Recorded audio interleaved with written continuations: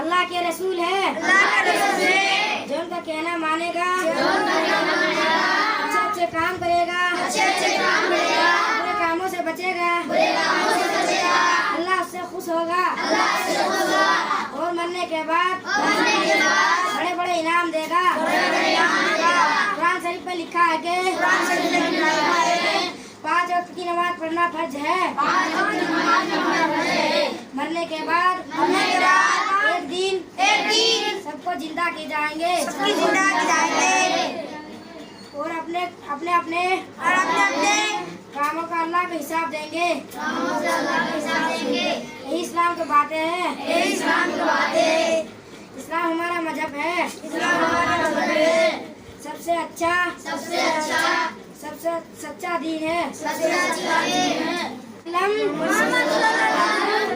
अल्लाह के रसूल है, जो उनका कहना मानेगा, अच्छे अच्छे काम करेगा, बुरे कामों से बचेगा, अल्लाह उससे खुश होगा और मरने के बाद बड़े बड़े इनाम देगा।